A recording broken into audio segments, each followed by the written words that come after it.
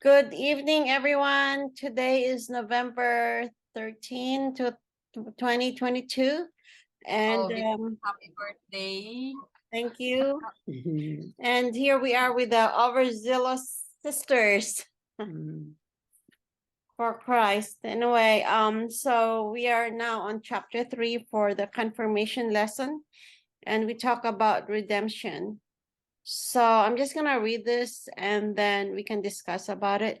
So, but now Christ has been raised from the dead, the first fruits of those who have fallen asleep. For since death came through a human being, the resurrection of the dead came also through a human being. For just as in Adam all die, so too in Christ shall all be brought to life. So, we're just gonna make recall a time when you felt helpless to change a bad situation, perhaps a friend who has been treated unfairly, or maybe you were blamed for something you didn't do. What did you do in that situation? Do you wish you could have reacted differently? How would you handle through situations in the future? Did you hear that? Did you hear that? It's exactly for you. Yes, Bisaya lang ko Sige Okay lang. Oo. Sa akong nga sitwasyon, this is not only the first time that happened. Before, ang first cooking experience is when I was teaching. Ang akong nga pinaka-head, grabe ang pagkontra, pagpato-pato. But then, you know what happened? I always pray for her and give forgiveness. Maski nga there is a confrontation, but then ang desire sang heart ko is to forgive her. So maski anong ginimo niya sa akon, pray over ko magyapon siya, and she was thankful for that situation. Until nga siya nagidya mismo ang nagapalapit sa akon kag istorya, gina-entertain niya na ako, doros din ako ka-teach tungod nga it seems nakita niya the true heart of mine nga hindi ako nagatulok sang kung anong ginahimo kanakon. Although nagapangakig ako, but then it is also a normal emotion nga mag-react, but ang akon nga intention is still good nga I want to have peace to anybody. Maski sa subong hindi na sa subong damo nang nag-agi sa akon, but then ang akon permi nga intention, like for example sa family sa akon bana, almost 30 years nga pato-pato o butang-butang sa akon, but then still ang akon nga handom is forgiveness and have peace in the family. And then nakita ko nga it really bears a good fruit nga nami ang amon relationship despite nga grabe ang pains, pero I look at this time the good fruit of what I have done, even though it is very painful, yet there is a change. Kag subong ang ginaobragay nila, ako nang ginatulod nila na nga mag-pray. So may mga okasyon ka, di ginambal ko nila nga nang ikaw ang ma-pray, makadto ka gid kay ikaw ang ma-pray. So makambal ako nga the real life of a Christian makita gid naton sa buhat. So despite nagapangakig ako or I am not perfect, I'm not good, I am a sinner, yet makita kung paano ako magpaningwa to come closer to God. So amo na nga ako nga ginahando pirmi nga I want God to allow in my life and as well to others to reign in my heart, in my whole being, my body, spirit, and soul. Kaya nga naintindihan ko, I really understand everyone. I am also was in the situation, and now nga nakita ko na nag-struggle ako, but then still nagahandom ako nga maayo gyapon ang relationship. So that's why nga it really bears fruit good. Mayara gani subong nga grabe gito ang away naman sa unang pangaki ko pa na. But then subong ginasuplayan niya na ako sang ano gani buting nakaon bot okra. Everyday ginasuplayan niya ako ko okra and then sa una siya na galibak sa akong subong ang ginambal sang sawa niya sinya nang siya na subong mas gisino nga tao nga magambal pa rin sa imo. Siya na nang ang nagadepensa sa imo. So nakita ko nga kung ang desire naton is maayo, nagabunga sang kaayuhan. So biblically nakabutang diya nga if you make friends ang tao sang Dios, ang tao nga nagatuo kay Kristo, ginahimo niya ang iya nga mga kaaway nga iya mga abyan. So butang balon hindi naton maiwasan nga there is really a conflict between that happens to anyone. Yet basta ang pinaka-importante there is a reconciliation. There is kumbaga nagabalik diya ang relationship tungod nagakatabo ina it is not just by way that happens kundi nga tungod sang pagtuo kag tungod sa pagpangamuyo kag tungod sang desire sang tagipusoon nagahikot ang Dios ginasabat sang Dios ang aton nga handom para sa kayuhan kag para sa kaymayaan to give the glory to God. Amen.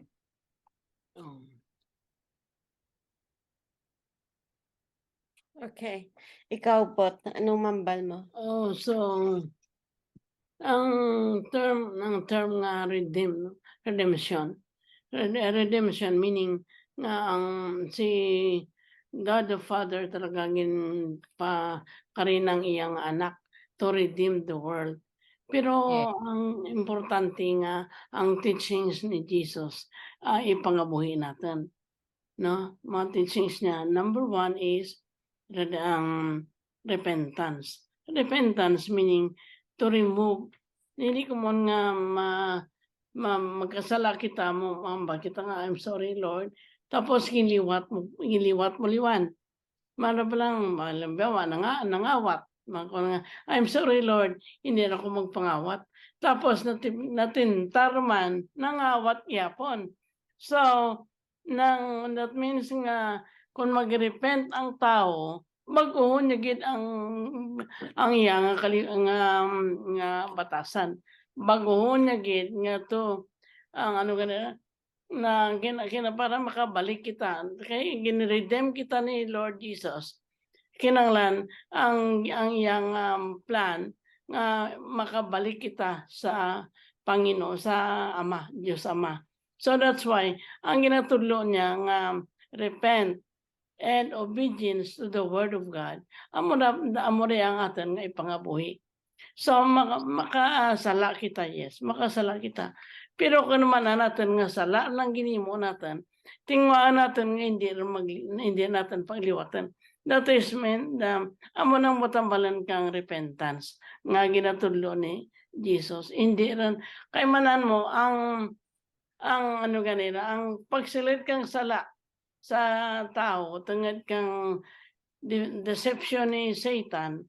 Amo daya ang gusto ni Lord nga ang aton nga hatred, anger, pride, ano pang gani jealousy, kagay basta tanang nga negative nga nagsulat sa lawas natin na you must repent or you must remove. Ang nakabutang ni diyan sa amo nang ano gani sa Galatians na 5 nakabutang ni diyan nga if you belong to Jesus, if you belong to Jesus, you must crucify the fruit of the flesh. Ang tanang nga fruit of the flesh, tingwaan natin nga i-crucify, nga ipaiway sa lawas natin, and live within the fruit of the Spirit. So, sa amo ka ang mga imuo natin, that is already ang ano ganira amoro na ya ang purpose ni Lord nga ma-redeem kita, redeem the world. And then ano ang imo natin is obedience, no? Repent and obey the word of God. So by that, sa ginahimo natin kaya to repent and to obey the word of God, we are already redeemed. Redeemed na kita. Yes. That Mm. is normal nga nagaakig kita. Yet, kung nagahaboy kita sang malaway nga mga hambal na, hindi na naya fruit of the spirit, of hindi na naya fruit nga sang Diyos, kundi iyan na sang yawa. Mm. And then, kung makita naton that someone is doing evil, pwede kita kasaway, pwede kita kabulig sa pagpangamuyo. The Mm. power of prayer, kagi ko na nga ang isa ko ka warrior, wala niya ginhapit, ang isa niya kaupod nga malagagyan niya lang nangakig ang isa.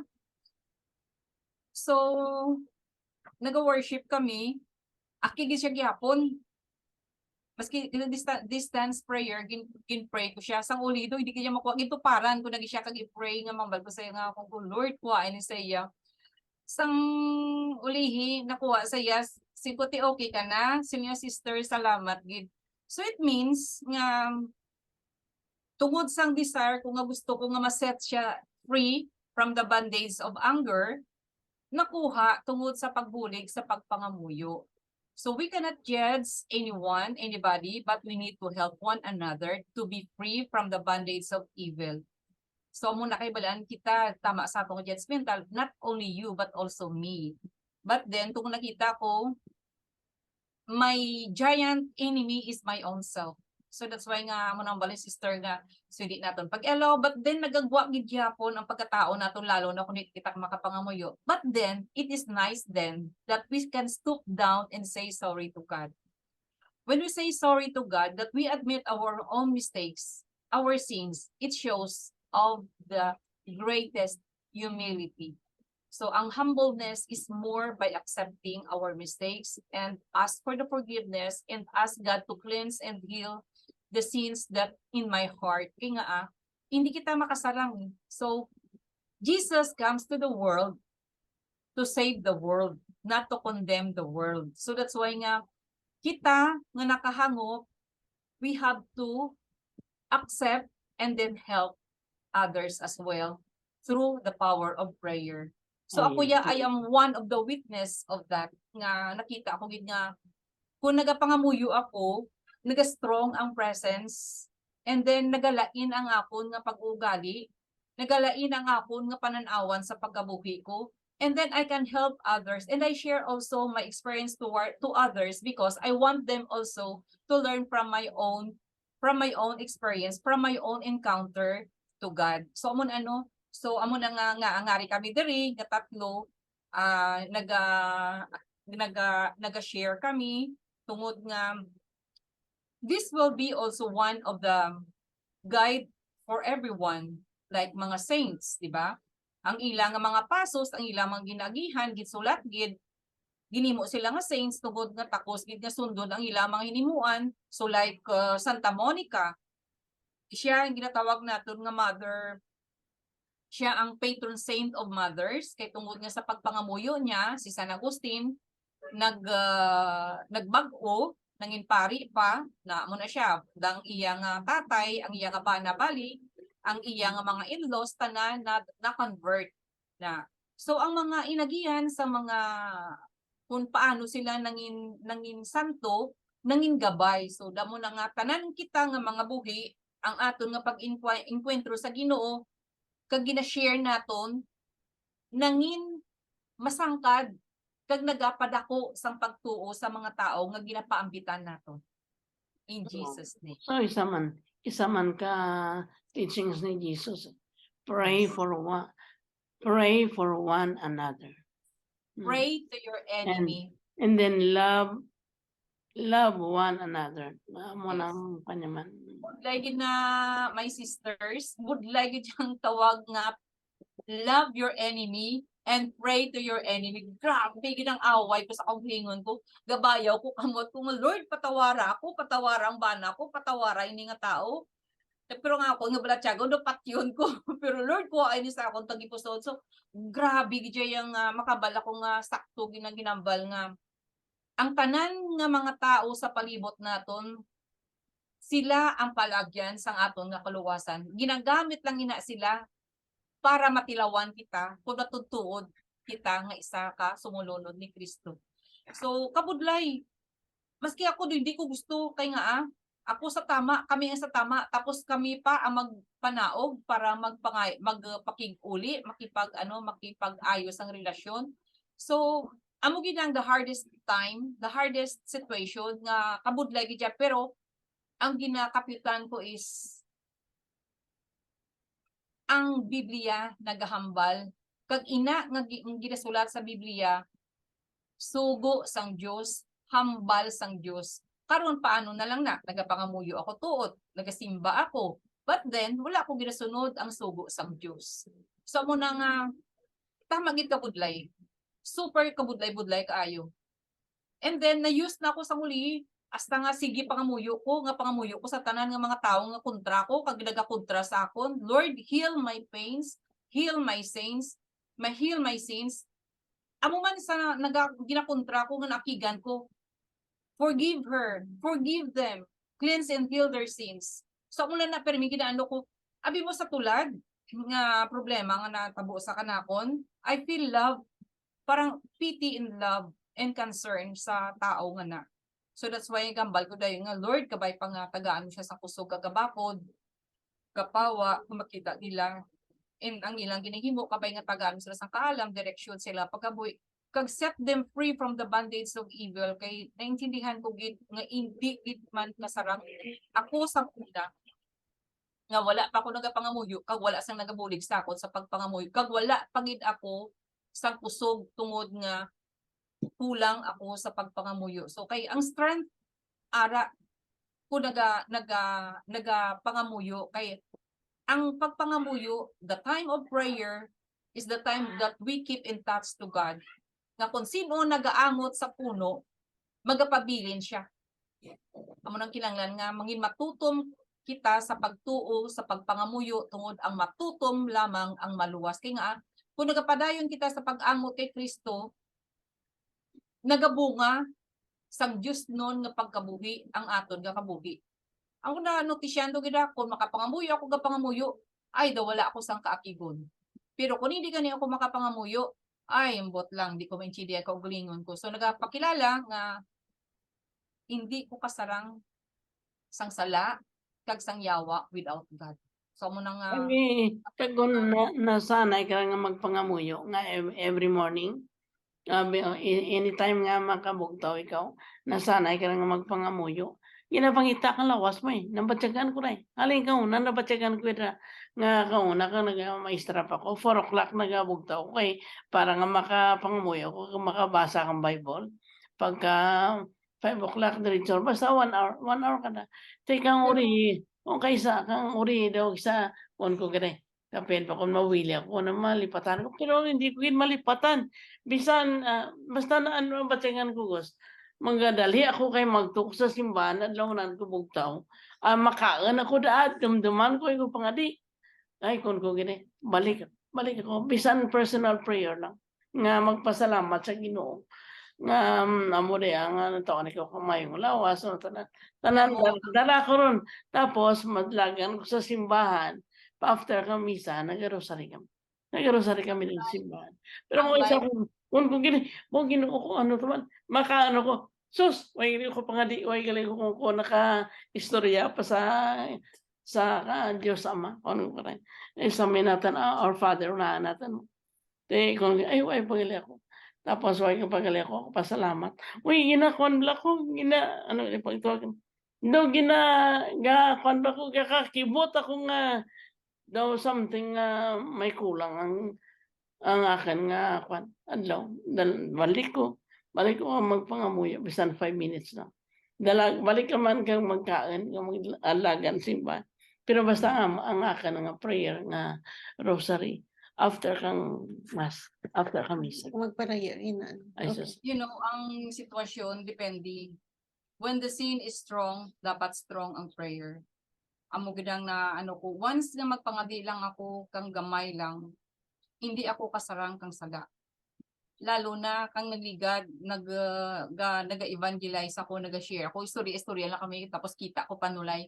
Sing komedya sa balay ninyo, and then very strong. Tapos ang pagmasakit ko na, pagbatya ko na, nang nagpangayo ko sa patawad, hindi makakas. Gipavision ka na akong inang babae. Ko hala, nagali. Once nga naga-istorya, nagambitanay, so kung evil ang ara nga sa iya nga hindi pa ma-release, kailangan makast. So without the awareness, kailangan aware gid amo nga isaling ko na. Pero okay lang kay naga tugod sa pagkatao naton, but then sa tulad naka-survive naman ako. Ang ako nga pilas, ang ano ko nag-ayad naman. So naano ko nga ako nagapangadi ako, hindi ko nga wala ako nagapangadi everyday. Always in a day, always, pero ang devoted time of 1 hour and 2 hours, lalo na kay healer, 2 hours dapat. 1 hour kung wala ka nagapang-healing sa mga naga-serve sa church, dapat 1 hour prayer para may kusog. Pero kung as healer, kailangan gid ang 2 hours prayer. So, ako nakaintindi na ako. I really understand to those people who cannot pray nga nabudlayan kay nga sining ko amo ni gali gin pa experience ni God kana kon to understand others nga mga masako nga makambal ka nga nagapaningwa gid, lalo na mga iba construction worker ng aga pa anos galing ginabike lang nila makadto silang obra sako-sako gid kapoy sa magkuli. So I really understand, maski ang anak ko si Mark, anay wala gid ko time mga di kung ko anak, maski magabal ka nga, thank you, Lord, for the life. Thank you for everything that you have given to me. And forgive my sins. Hindi gid pwede. So, kaya hindi ko siya balang malabot sa prayer. Nga hindi ko gid malabot. Kung way kagid lang pangadi mo ko daw, way ko gapangadi, way ko kasimba kay sako ako. Kung maski sa gamay lang, amo na to, ma-reach out ko na siya. Sanggahambal na siya nga amo, maski in a simple word nga ihambal natin, hindi makinanglan gid nga lawig-lawig or ano, but acknowledge the presence of God all the time sa tanan nga trabaho, sa tanan nga ginahimo naton. I-offer naton kay God ang aton nga ginahimo. That is also a prayer. Pero as nagatrabaho kay God, amo kan ginapangamuyo ko ato pinabatian ko to sa balita may pari nga nag-rape. Ginrate niya naman ang dintong parte, ang ginrate niya naman ang iyang isa ka Youth for Christ. So ang akon lang ginano ko dahil nga I cannot condemn because they are only human. Kaglalo na amo nang masiling kita nga tanda ina nga ang simbahan Katoliko iya sang Dios tungod ginabirahan sang yawa. So that's why nga we need to pray for them. Pero akan mambal ko lang. We need to pray for them as our priests. Kaya nga isa lang sila sa simbahan, wala sang upod sila. Kita nga mga parishioners need to help one another. Kay kung balaan ang pari naton, balaan man kita. Kung balaan kita, balaan man sila. So that's why nga kinahanglan naton sila nga buligan sa pagpangamuyo. Kaya ako nakita ko during confession, nakita ko ang pari nga singko naman ako si Father, kita ko gid ang shadow, dark shadow. Kag tapos ang ugali do medyo ano kita na sang naga confession, pero everyday confession, absorb nila mo ang negative energy. Absorb nila. So that's why nga we need to love our priests. Kailangan naton suportaran kag buligan sila kay nga gamiton sila sang yawa to destroy our church. Gusto niyo? Mabasa mo ra sa Bible